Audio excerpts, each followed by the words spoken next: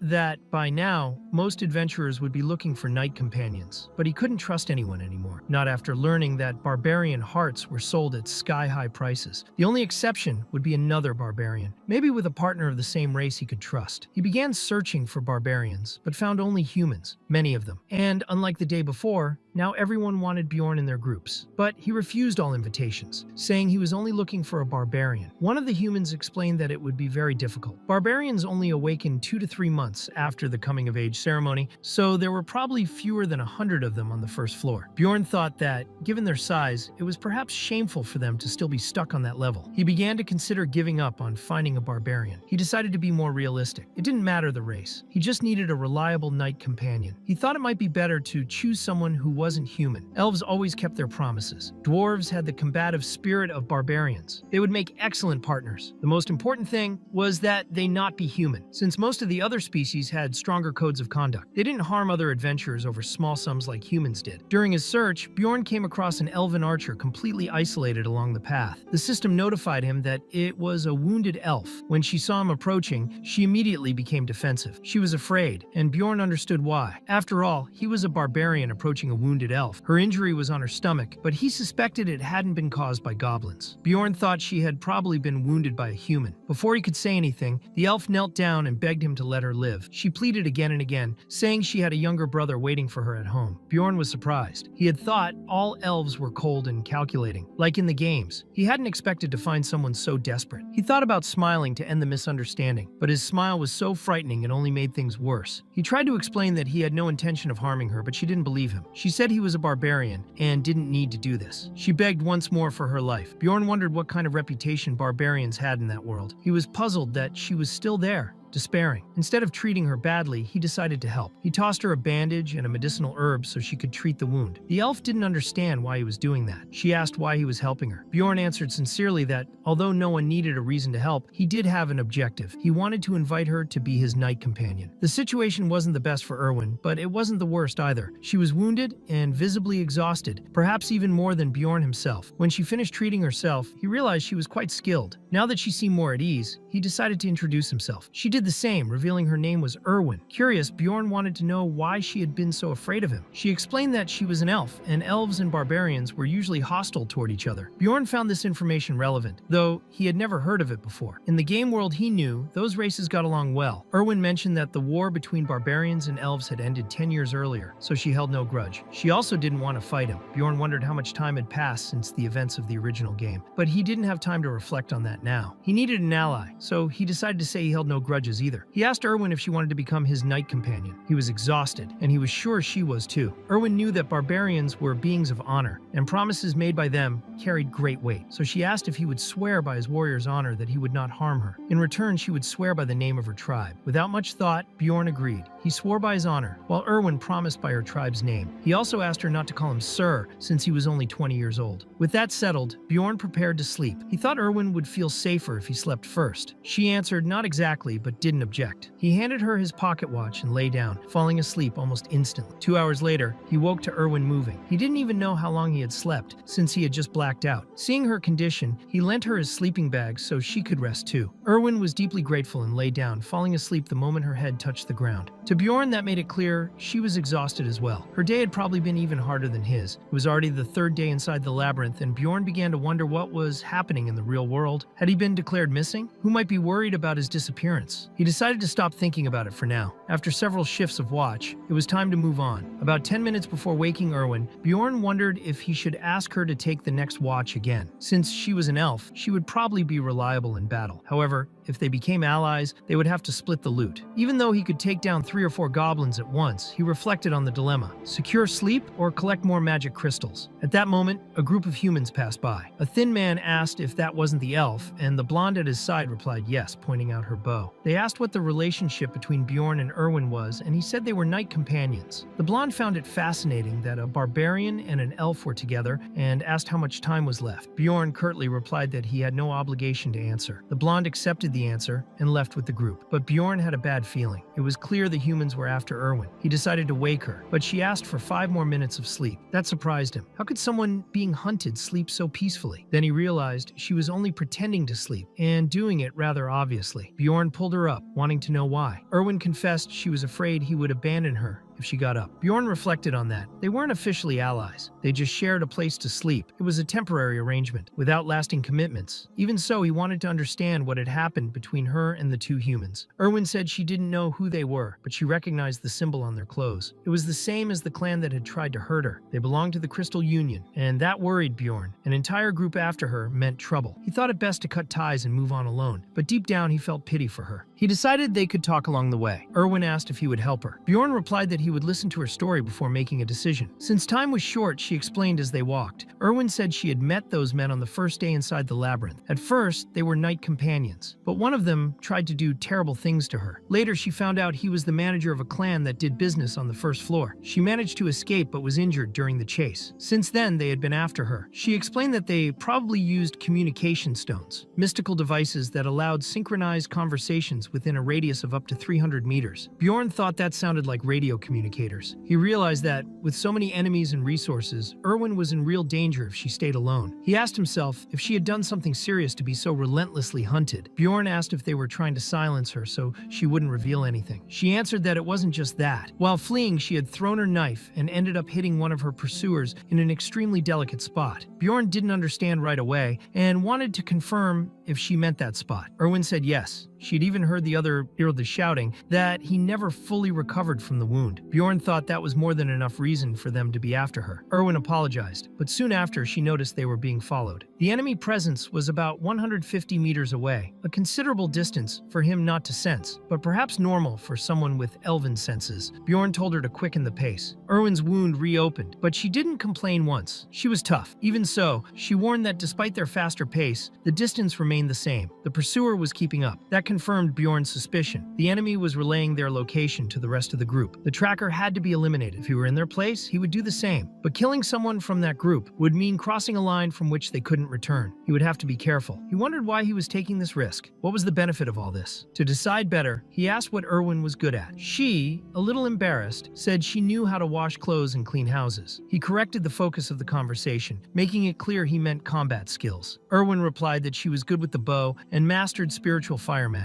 Bjorn thought fire was one of the rarest elements and asked if she had ever killed anyone before. She answered no, but said she could. Bjorn then proposed an official partnership. Until they left the labyrinth, she would get 10% of the loot, and he would get 90%. No room for negotiation. Erwin accepted immediately and informed him that the pursuer was already only 100 meters away. Realizing that he was approaching quickly, Bjorn veered into a dark section of the cave, planning for them to return that way later. Erwin lit the path with her fire spirit, and as soon as they found a good hiding spot, she dispelled the summon so they would remain completely in the shadows. The pursuer appeared at the end of the cave corridor. Even without being able to see anything, he followed their trail and came very close. This indicated that he was well trained and had excellent tracking skills. Whispering, Bjorn told Erwin to shoot. Her arrow struck the pursuer squarely in the head, killing him instantly. Bjorn praised her action. If she had hesitated, they would have been in danger at that moment. Afterwards, he took the communication device from the corpse. On the other end of the line, someone was saying they had lost contact with Serdum, the man who had been pursuing the elf and the barbarian, and ordered everyone to regroup in the goblin district. Later, Bjorn searched Serdum's belongings, but found nothing extraordinary. Just a pouch with magic crystals, 2 daggers, and a potion. He gave Serdum's clothes to Erwin so she would be warmer and better protected, commenting that it was far superior to the fragile garments she had worn before. He also noticed a change in her aura. She seemed more confident now. He asked how to use the communication stone. Erwin explained that he only had to press a button on the side. When he did, he heard another transmission. The message said that Serdum had been defeated, that the elf was in the Goblin District accompanied by a barbarian carrying a hammer and a sword, and that the bounty on their heads was 10,000 gold coins. The news left Erwin in panic, but Bjorn reassured her. She summoned the fire spirit again, and the two followed the cave's edges, determined to head straight for the second floor. Erwin still questioned if it was really a good idea, reminding him that the second floor was completely different from the first. Bjorn replied that he was aware, but said they would be fine as long as they stayed near the entrance. Their combination was solid. A melee warrior and an archer always made an efficient team. Besides, the second floor promised greater profits. Even so, Erwin thought it might still be too soon. Suddenly, another message echoed from the communication stone. It said that whoever found the elf could enjoy her instead of claiming the gold reward. This terrified Erwin completely. Bjorn firm guaranteed she didn't need to worry. He said he wouldn't let that happen. She admitted she was afraid, but that she would go to the second floor with him. Bjorn felt relieved that he didn't have to convince her. He had always liked helping the needy, when it also brought benefits for himself. And in this case, he would also have the pleasure of ruining those bastards' plans. It was the best of both worlds. Later, still walking through the darkness, Erwin asked if he knew how to reach the second floor. Bjorn admitted he didn't know the exact path, but said that if they kept heading north, they would eventually find it. The dungeon was built in such a way that if you followed the darkness long enough, you would eventually encounter a portal leading to the upper floors. That was when Erwin spotted a goblin trap ahead. Bjorn thought that maybe they didn't appear as often during the day. Bad luck always seemed to follow him, but Erwin assured him she would handle it. However, Bjorn suggested she avoid using the spirit, and Erwin quickly acknowledged he was right, saying she already knew that. As she approached one trap, two goblins tried to ambush her, but she dodged with agility. She struck the first enemy with precision and then finished the second with a clean arrow to the skull. Bjorn recognized her skill and thought that, without a doubt, she was a talented elf with the bow. Erwin handed over the crystals she had obtained and proposed that Bjorn keep 9, while she kept only 1. There was a reason for this. Her younger brother was always asking for something, and if they kept going at this pace, she would finally be able to buy it for him. Bjorn encouraged her to keep working hard. Meanwhile, the communication stone announced that the bounty for capturing Erwin had risen to 20,000 gold coins, dead or alive. Even so, Bjorn assured her she didn't need to worry. They were hidden in the darkness, and the group pursuing them didn't seem well coordinated. In fact, many of them weren't even interested in the bounty. Still, Bjorn felt that something strange was going on. Everything was going too well, which could only mean something bad was about to happen, considering the bad luck that always followed him. And as expected, they ended up encountering a horde of ghouls. On the first floor of the labyrinth, the monsters varied depending on the direction taken, but ghouls were supposed to only appear in the south. It was possible they had gone too far along that route. Bjorn knew that the XP reward system of the game dungeon in stone worked in a peculiar way. You only gained experience the first time you defeated a monster species, which forced explorers to face as many different types as possible. He saw in this situation a great opportunity. Taking the lead, he quickly drew the ghouls' attention,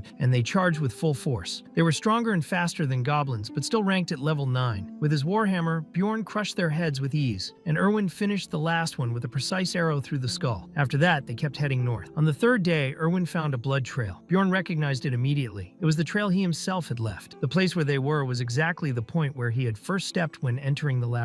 The portal was less than 10 meters from where he had started. This frustrated him, making him feel even more unlucky than before. Erwin apologized, worried that she had done something wrong, but Bjorn assured her it wasn't her fault. Observing the details, the blood, the sandal, and the expression on his face, Erwin understood that he had been through many hardships. She thought his former companions had died there, believing they had already gone to heaven. Bjorn, realizing the misunderstanding, simply asked if she was ready to move on. Even with a little fear, Erwin trusted that at his side she wouldn't be in danger. Together, they descended to the second floor, known as the Goblin Forest. Upon crossing the portal, Bjorn fell flat on his back, while Erwin, with her natural agility, landed perfectly. He wondered what one was supposed to feel when passing through a portal. To him, the sensation was as if he had been chewed by a giant toad and spat out. Erwin found it odd, since it was the first time he had ever fallen after leaving a portal, which made Bjorn envious of her much greater dexterity. Before moving forward, they decided to scout the area. Behind them was a portal leading back to the first floor. Bjorn couldn't sense any presence nearby, and the starlit sky provided good illumination. Erwin wondered if they really were on the second floor, since she had expected something different from a forest. Bjorn explained that there were 4 portals on the first floor, each leading to a distinct region. The north led to the Goblin Forest, the east to the Beast Den,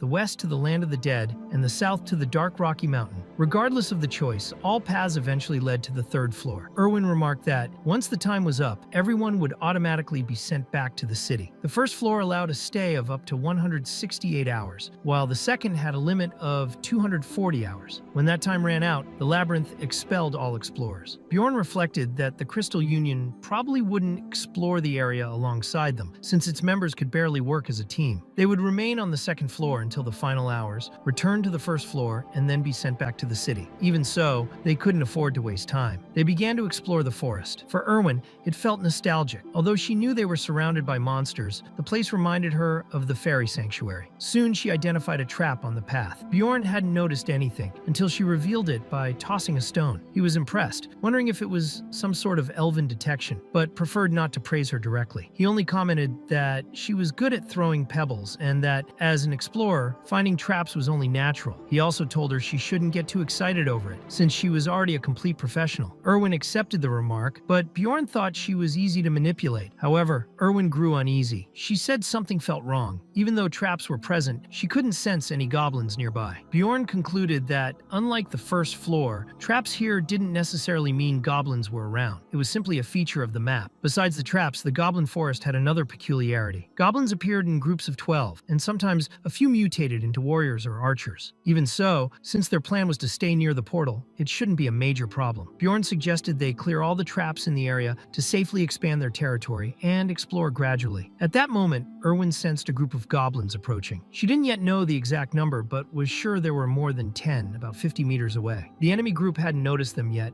and Bjorn assessed that this was the best place to fight. He wanted to know how close they could get without being detected. Irwin said that on her own, she could get as close as 30 meters to the goblins without being noticed. Bjorn agreed and suggested they follow their usual plan. Later, he reflected on how impressive Irwin's ability to move in complete silence truly was. She really was a highly skilled elf with unmatched stealth. Soon after, Irwin spotted the goblins and pointed them out to Bjorn. The first strike came from her with a precise arrow that pierced one enemy. Then Bjorn charged into the front line, realizing that the second floor of the labyrinth was much different from the first. There were 3 times as many goblins, and among them was a warrior. Even so, he felt no fear. His warrior's heart beat stronger than ever. Advancing with ferocity, Bjorn smashed through the enemy's front line with violent hammer and shield strikes. At one critical moment, a goblin dagger nearly grazed his head, but he didn't hesitate or retreat. He was confident, not just because of his own strength, but because he knew he wasn't alone. Irwin provided support from a distance, striking down enemies with her steady, precise arrows. The battle ended in success. Bjorn gained another experience point for defeating the goblin warrior and, in total, collected 11 magic crystals. Compared to the first floor, where it had taken him an entire day to gather 44, this was an excellent reward. He tried to retrieve the warrior goblin's weapon or armor, but the items had vanished along with the body. Even so, he handed Irwin the crystals she had earned. He was excited to see how much he could accumulate by the end of the exploration. As they advanced steadily, they decided to expand their patrol radius to 3 kilometers. Goblin groups began appearing every 5 minutes. This time, among the enemies, there was an archer. On top of that, the goblins were using stealth magic, vanishing completely at certain moments. Despite the difficulty, Bjorn did not falter. While holding the front line against the enemies, the goblin archer nearly hit him with an arrow, but he already knew this kind of creature well. He dodged, rushed forward, and smashed the goblin's head with his hammer. He gained another experience point for defeating a new species. During a break, Irwin commented that they were finally resting. She no longer knew how long they had been moving. Bjorn calculated that they had walked for about 15 hours and suggested she sleep first if she wanted. He prepared a makeshift spot with a blanket and pillow for her. Watching her sleep, he noticed that, for the first time, she made noise while resting. He thought maybe it was because she felt safer by his side. During those 15 hours of hunting, they had achieved far more than Bjorn had imagined. However, as they expanded the exploration area, they began to encounter other explorers. Most came in groups of 3 or more, and sometimes there were even species from other worlds. They never interacted with these groups, only observed them pass by, but the aura they exuded was intimidating. They were more frightening than the goblins themselves. Bjorn began to worry about something different: Irwin's beauty. He muttered under his breath that this could become a problem. Coincidentally, she woke up at that moment and, half asleep, asked if she really was that beautiful. He avoided the subject, telling her to go back to sleep. The following days passed with more exploration. On the 4th, 5th, and 6th day, they pressed on tirelessly until the 7th finally came. Both were utterly exhausted. Bjorn remarked that it was finally time to leave the labyrinth. Only 2 hours and 47 minutes remained before the first floor's closing. Erwin was so worn out that she said she would sleep for days once they returned. Bjorn agreed, but knew they still had one last mission before departing. On the way back, Erwin warned of new traps. Bjorn deduced that goblin groups had respawned. Erwin confirmed that there was a group 70 meters away, consisting of 8 normal goblins, 2 archers, and 2 warriors. Bjorn decided they would fight once more. With so much accumulated experience, the goblins stood no chance. Bjorn charged forward like a true war machine, crushing everything in his path. Erwin took care of the more distant enemies, firing her arrows with surgical precision. Their coordination was flawless. Bjorn had become a master of close combat, and Erwin was also evolving quickly. When she mentioned there were 2 archers, Bjorn didn't even see the arrows coming. That alone showed how effective she had become. He acknowledged that she had done an excellent job. He felt proud to see how much she had grown in just a few days. But then Erwin noticed something strange. One of the goblins seemed to be carrying an essence, the essence of a goblin archer. Bjorn was surprised. Of all places, they had found an essence here. Essences were part of the ability system in the game dungeon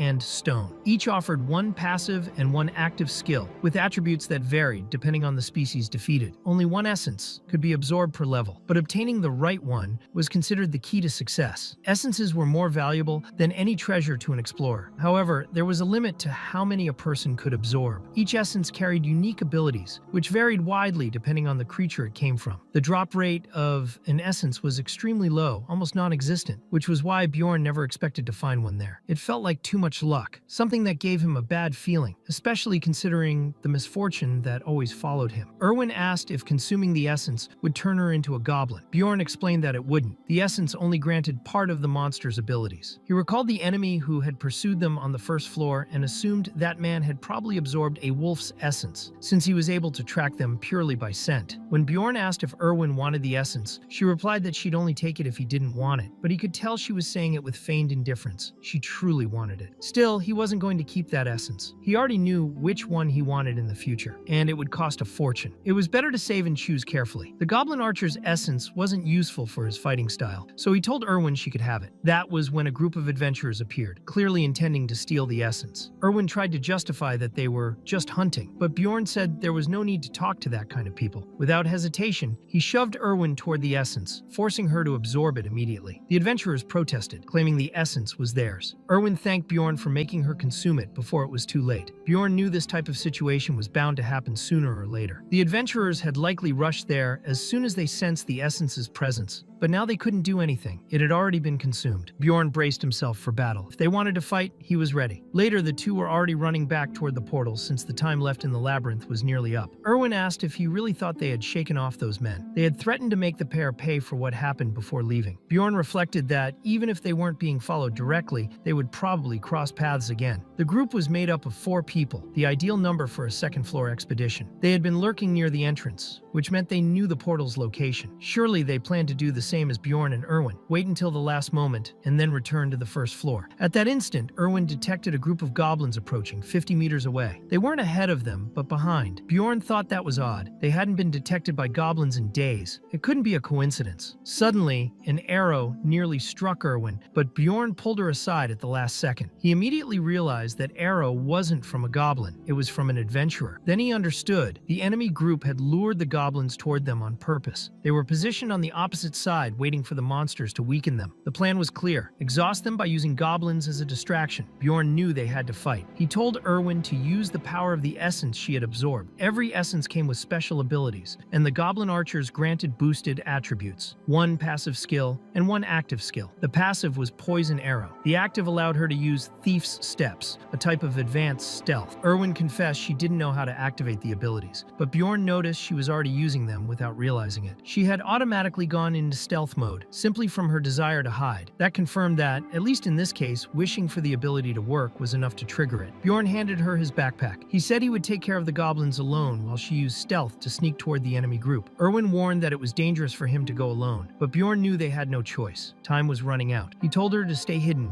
until he gave the signal. When he did, she was to eliminate the man operating the ballista. Until then, she was not to act on her own. After running for a few minutes, Bjorn reached the ideal distance. He knew the adventurers wouldn't show themselves while the goblins were still active. He counted 12 enemies, including 2 warriors. However, he hadn't realized there was also an archer among them. When he blocked the first arrow, he left himself open and was stabbed in the back. Even so, he endured and cut down all those in front of him. He had to keep going. He was the support Erwin needed to have her chance, but his wounds were piling up. He had finished off the goblins, but was in dangerous condition. He was hit by 2 arrows at once, one from a goblin and another from the real enemy. He couldn't block both. He chose to block the adventurer's arrow, taking the goblin's poisoned arrow in his elbow. The pain was searing, and his arm stopped responding. Now he could only rely on his right arm. He pulled the arrow out with difficulty and decided that from then on, he would use the shield for both defense and offense. Bjorn knew the real enemies weren't the goblins, but those damned adventurers manipulating them. Even wounded, he began smashing the goblins with his shield, fighting defensively. The last goblins, frightened, fled. With that,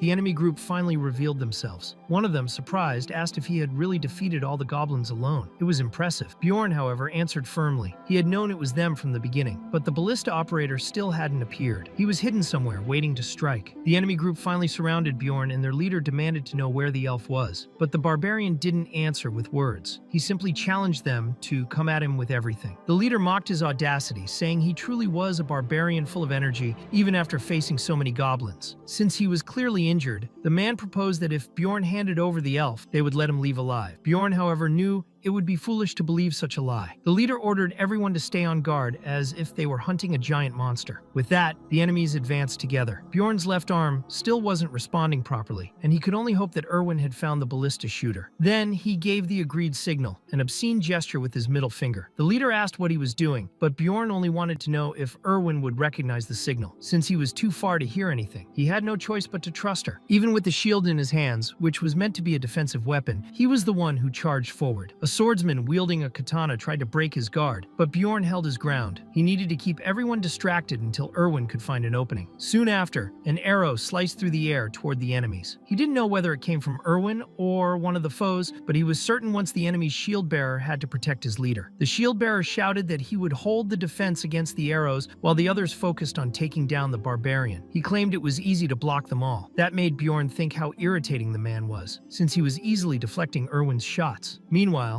the enemy group closed in from the front and from behind, making the situation even more complicated. Unable to defeat them all at once, Bjorn decided to take a hit from behind, just to land a crushing blow on the enemy leader, knocking out several of his teeth with a single strike. He then turned just in time as the katana wielder attacked, dodging at the last second. The old man nearly got hit by another arrow, but the shield bearer protected him again. What no one expected was the next arrow, one wreathed in flames, imbued with spiritual power. It struck the shield and burned it to ashes. In that instant, Bjorn thought with pride that his companion was a spiritual archer. With the shield bearer out of the way temporarily, he turned to strike at the katana wielder. Meanwhile, the enemy leader began running straight toward Erwin. Bjorn realized this was a problem, but he couldn't deal with 2 opponents at once. He had to trust her again. His next strike was aimed at the bald old man with the katana, but the man managed to dodge. Instead, the shield bearer took the blow to the face and collapsed. Now the swordsman stood alone. Bjorn knew he was strong and didn't understand why he was part of such a weak group, but that was his biggest mistake. The katana wielder was only stalling for time so his group could regroup. Bjorn wasn't going to let that happen. Instead of using the shield as a weapon, he gathered strength and hurled it straight into his opponent's face. Then he lunged in and bit the man's neck, tearing out his jugular and killing him outright. The battle had been gruesomely bloody. Shortly after, Erwin appeared and asked if he was all right. Only then did he realize she had also won her fight. She noted his wounds looked terrible and told him he needed a potion immediately. Bjorn replied it was better to drink it rather than apply it directly, since he had been poisoned. As soon as he swallowed the potion, he felt his insides boil and his skin heat up. The pain was immense, but his body slowly began to heal. He asked what time it was. Erwin told him it was 11:20. Only 10 minutes had passed, and Bjorn knew they had just 40 minutes left before the first floor of the labyrinth closed. There was no time to rest. He then told Erwin to take off her clothes. She was shocked, but assumed he had a good reason and began to undress. That's when Bjorn explained he meant the clothes of their dead enemies, not hers. She realized her mistake and corrected herself. They had to act fast. They took the backpacks and everything they could find inside, then ran back toward the portal. They arrived with just 40 seconds left before it shut. They leapt through and rolled onto the ground, utterly exhausted. Bjorn was visibly shaken and didn't try to hide it. Erwin told him he had done an excellent job, and he replied that so had she. The barbarian remarked that, for now, it was best they rest and save serious talks for later. He tried to remember the name of the tavern where they were supposed to meet, and at the last second, it came back to him. The tavern was called the Black Whale. That's where they were meant to gather. With that, the labyrinth closed, and Bjorn was back in the city of Rafdonia. As soon as he arrived, he saw several explorers gathered. More than usual, in fact. Time inside the labyrinth flowed differently. No matter how much time passed in there, upon leaving, it was always noon the next day. That's why everyone had to reset their watches. As he was still recovering, another barbarian recognized him and asked if it was true he had made it out alive. Bjorn didn't quite recognize the man, but thought he might be Vanon's second son. Maybe his name was Karak. Karak replied he was Vanon's third son, reminding Bjorn of the typical confusion he always faced with barbarians. He could never remember anyone's full name, especially since they all carried their father's name as tradition. This kind of comical mix-up happened often. Soon, several other barbarians began to gather around. Bjorn noticed Karak was quite popular among them and wondered where so many barbarians were suddenly coming from. Meanwhile, the usual bustle of adventurers grew louder. Everyone wanted to trade in the magic crystals they had collected. One man managed an impressive haul of 40,000 crystals, leaving many nearby astonished. But when it was Bjorn's turn, he handed over his crystals and received his final tally, 182,000 crystals. The entire crowd was stunned. One of them remarked that he was truly skilled, calling it the greatest record of all time. On top of the crystals, Bjorn also carried an axe, a rare shoe, and a special pouch. The whole crowd looked at him with envy. It was obvious, and Bjorn understood why. He had been the first barbarian to enter the labyrinth and come out as a true civilized man. He felt he deserved that recognition. Proudly, he declared himself the best warrior, and the others began tossing him into the air in celebration. For the first time, Bjorn thought maybe it wasn't so bad to be part of that chaos. It was fun, but the barbarian celebration was cut short by a collective scolding. As always, they had made too much noise and drawn unwanted attention. Later, Bjorn considered following the other barbarians. He suspected there was something important they did that he didn't know about yet, so he decided to wait until they all left, then follow them. As he observed the scene, he spotted Erwin in the distance, among a group of elves. That bothered him a little. She was among her own kind, people far more civilized than the barbarians around him. He felt a twinge of envy. Even so, Erwin waved at him with a smile, and Bjorn took the chance to whisper that they would meet later that night. One of the nearby elf women asked Erwin if she knew that barbarian, and Erwin quickly replied no. Soon after, Karak asked if Jandel's son knew that elf, and Bjorn gave the same answer. Of course not. Karak then commented that this was exactly what he had suspected. There was no way the best warrior would be mingling with that kind of common folk. Bjorn felt he might go insane living among such reckless barbarians, but finally, they all dispersed. On the way, Bjorn watched families reuniting after their time in the labyrinth. Some embraced wives, husbands, or children. Others stood alone, waiting for someone who would never return. He had played Dungeon and Stone many times, but experiencing it in reality was unsettling. There was a weight to it the game had never conveyed. Later, the barbarians were completely lost in their drunken revelry. Bjorn thought it was madness. Deep down, he believed being among them was somehow part of an adaptation process. But now, he was beginning to doubt it. It just seemed like a waste of time. Finally, he told Karak he needed to leave, and the others, surprised, asked if the hero of the day was already heading off. Still, they accepted his decision and wished him good luck. On the way, Bjorn noticed how incredibly peaceful that place was. There were no monsters, no hostile humans. It was a place with rules, safe, with a relaxed atmosphere. He thought that even if he tripped and fell, someone would probably reach out a hand to help him up. Despite being a world completely different from Earth of the 20th century, there was a tranquility that put him at ease. While bathing, he thought that maybe it wouldn't be so bad to live in that city. But as soon as he lay down to rest, feeling the accumulated exhaustion of his body, he realized the truth. He only wanted to go home. Even if no one was waiting for him, even if the house was empty, he still wanted to return. He woke up at 9:18 p.m. That was the time of his meeting with Erwin. He went into the city looking for the Black Whale Tavern, only to discover that it had disappeared 10 years ago. The former owner had gone bankrupt, and the place had been replaced by a new tavern called Python Puth. Bjorn arrived at the new establishment and realized it had taken the place of the old Black Whale. It looked different from what he remembered in the game. At least he could read the local language, though he knew he would soon have to visit a library to better understand this world. Inside the tavern, the atmosphere was lively. He searched for Erwin and soon found her, happy to see him again. The problem was that another woman was with her, a stern-looking figure who introduced herself as Erwin's older sister. Her name was Tercia. Bjorn remembered that Erwin's full name was as Erwin Fornaci de Tercia. That made it clear that Tercia deliberately avoided saying the full name. There was probably something more to their family relationship that he didn't yet understand. Bjorn wanted to know why Tercia was there, but she shot the question back at him, firmly asking why he had called a defenseless girl